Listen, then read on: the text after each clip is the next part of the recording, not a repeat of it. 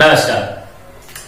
Standard 7 chapter number 1 integers exercise 1.3 question number 5 find the product using suitable properties. यहां पे आपको कुछ questions दिए गए हैं। इस क्वेश्चंस का base standard 6 chapter number 2 whole numbers वो है, मीन्स वो भी है। यहां पे जो क्वेश्चंस दिए गए हैं उसकी शुरुआत करने से पहले हम थोड़ा सा बेसिक देख लेते हैं।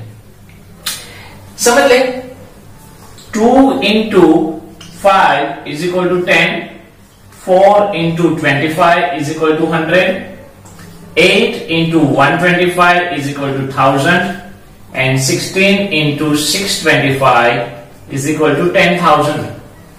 फ्रेंड्स 6th स्टैंडर्ड में हमने ये सीख लिया है। ओके, इसका कहीं पे यूज होगा हमारे इस एक्सरसाइज में। दूसरा, अगर नेगेटिव मल्टीप्लीकेशन में एक बार हो तो लिखना है, 2 बार है तो नहीं लिखना है। जैसे हमने आगे देखा, odd time negative, even time positive. Okay, दूसरी बात समझ ले, 2 into -3 हो, 2 into -3 हो तो इसको हम, ये जो नेगेटिव है वो नेगेटिव इसको हम शिफ्ट कर सकते हैं, मींस -2 into 3 लिख सकते हैं। क्लियर? क्यों लिख सकते हैं? अगर हम इसको स्प्लिट करें 2 into 3 into -1 हो जाता है। क्या हो जाता है? -1, means -3 is equal to 3 into -1। अभी समझ लो, इस -1 को हमने 2 के साथ मल्टीप्लाई किया, 2 1 7 2, एक बार नेगेटिव मतलब माइनस हो गया कि? तो सिंपल फॉर्म में अगर 2 into -3 है तो हम उसको -2 into 3 लिख सकते हैं। क्लियर? उसके साथ साथ अगर -2 into -3 दोनों जगह पे नेगेटिव हो तो हम सिंपल उसको 2 into 3 लिख सकते हैं। 2 बार नेगेटिव नहीं लिखेंगे तो चलेगा, अगर 2 बार नेगेटिव है नहीं लिखेंगे तो चलेगा। इसलिए -2 into -3 हो तो उसको हम 2 into 3 डायरेक्टली लिख सकते हैं। ये हमारे सम में कहीं ना कहीं काम आएगा। फिर से एक बार देख लेते हैं, 2 into 5 10, 4 into 25 100, 8 into 125 1000, 16 into 625 10,000। -2 -3 को दोनों में नेगेटिव है, 2 times negative means positive sign, मतलब जो अल्टीमेटली फाइनल आंसर आएगा वो पॉजिटिव में आएगा, इसलिए हम दोनों की नेगेटिव साइन निकाल दे तो चलता है। अगर नेगेटिव -2 into 3 है तो हम उसको 2 into -3 मतलब कि माइनस को यहाँ पे 3 के पास शिफ्ट कर सकते हैं, और अगर 3 के पास है तो हम इस तरह से 2 के पास शिफ्ट कर सकते हैं। तो ये हमने बेसिक देखा। क्वेश्चन नंबर 1, फर्स्ट नंबर देखते हैं। ए 26 into -48 प्लस -48 into -36। यहां पे आपको क्या करना है? 26 का मल्टीप्लाई 48 के साथ करना है और 48 का मल्टीप्लाई 36 के साथ करना है। फिर जो आंसर है उसका आपको प्लस करना है। क्लियर? बट इतना हम क्यों करें? थोड़ा सा ऑब्जर्वेशन करो, थोड़ा सा लॉजिक लगाओ, यहां पे थोड़ा सा विलोकनम ऑब्जर्वेशन करो तो यहां पे हमको दिखाई दे रहा है कि भाई अगर इन दोनों की हम पेयर बनाए और इन दोनों की पेयर हो तो -48 दोनों में कॉमन आ रहे, तो -48 कॉमन निकला। क्या हुआ? -48 कॉमन निकला। -48 कॉमन निकालने के बाद हमारे पास क्या रहा? 26 प्लस -36।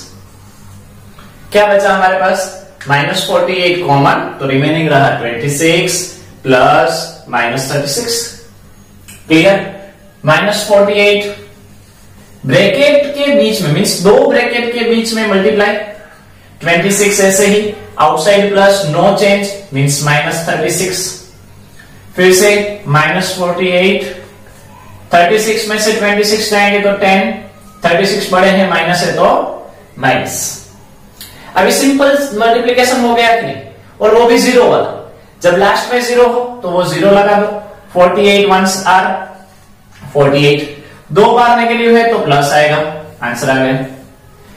तो देखा फ्रेंड्स, यहां पे जब हमने थोड़ा सा ऑब्जर्वेशन किया, थोड़ा सा इधर उधर किया, तो हमारा आंसर चुटकियों में आ गए। हमको कहीं पे कुछ मल्टीप्लीकेशन करने की जरूरत नहीं पड़ी।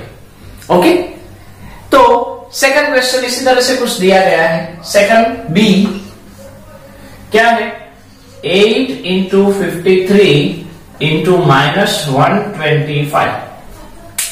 8 इंटू 53 इंटू -125, माइनस को इग्नोर करके, माइनस नहीं है ऐसा समझ के मल्टीप्लाई कर दो। तो आप क्या करोगे, 8 का मल्टीप्लाई 53 के साथ करोगे, जो आंसर आया उसका मल्टीप्लाई 125 के साथ करेंगे। पर ऐसा नहीं करना है, थोड़ा सा ऑब्जर्व करें। 125 और 8 की पेयर बनाए तो 1000 आंसर मिलता है। 125 इंटू 8 यानी 1000 आंसर मिला। यस और नो? दोनों में एक बार नेगेटिव है तो माइनस रख दिए 53।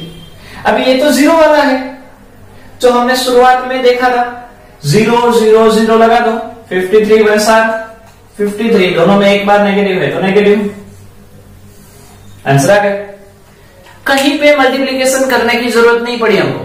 क्या किया हमने, थोड़ा सा ऑब्जर्वेशन किया, थोड़ा सा दिमाग लगाया, थोड़ा सा लॉजिक लगाया और देखा कि क्या कुछ ऐसा बन रहा है, क्या कहीं पे ऐसी पेयर बन रही है, और हमने देखा कि है तो हमने कर लिया। सी,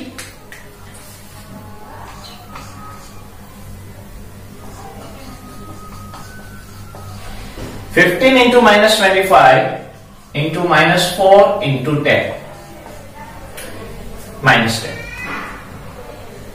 यहां पे 4 डिजिट दिए गए हैं, 15 -25 -4 एंड -10। क्या कर रहे हैं, पहले थोड़ा सा यहां पे जो रूल दिए गए हैं उसमें से कुछ पेयर बन रही है। तो देखो 25 और 4 की बन रही है कि नहीं, 25 इंटू 4 यानी 100, मल्टीप्लाई बाय 10, 10 का एक जीरो लगा दो, खत्म। मतलब इन तीनों का तो हो गया, इन तीनों का मल्टीप्लाई तो हो गया। 25 इंटू 4 100, 100 10s आर 1000, या 100 के 100 और ये जीरो लगा दिया, मल्टीप्लाई यहां पे क्या है 15। नेगेटिव कितनी बार, 1 2 3 times negative means odd time negative. Odd time negative मतलब माइनस की साइन रखनी है, तो यहां पे माइनस की साइन रख दो। फिर से 15 का मल्टीप्लाई 1000 के साथ, जीरो वाला है तो 3 जीरो रख देंगे, 15 1 15, नेगेटिव एक बार है तो लिखो, आंसर आ गया।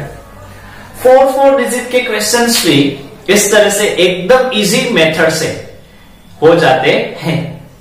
आपको समझ में आ गया होगा। Next question D1 -41 into 102। Friends यहां पे -41 का मल्टीप्लाई 102 के साथ करना है। ओके, तो डायरेक्टली हम कर सकते हैं। और नेगेटिव कितनी बार है टोटल क्वेश्चन में, एक बार, मतलब नेगेटिव आंसर में आएगा, वो फाइनल हो गया। आंसर में नेगेटिव आएगा और हमको इन दोनों का मल्टीप्लाई करना है। पर थोड़ा सा लॉजिक लगाओ, जो 6th स्टैंडर्ड में हमने किया था। क्या हम -41 ऐसे ही 102 को 100 + 2 लिख सकते हैं? 102 यानी 100 + 2। अभी क्या हुआ, 41 का मल्टीप्लाई 100 के साथ, 41 का मल्टीप्लाई 2 के साथ, फिर दोनों का प्लस, इजी। 41 का मल्टीप्लाई 100 के साथ क्या होगा, 4100, क्योंकि लास्ट में 2 जीरो ही लगाने हैं। 41 का मल्टीप्लाई 2 के साथ, तो 2 1s are 2, 2 4s are 8, plus भी हो गया, मल्टीप्लाई भी हो गया, 2 के साथ मल्टीप्लाई तो इजी।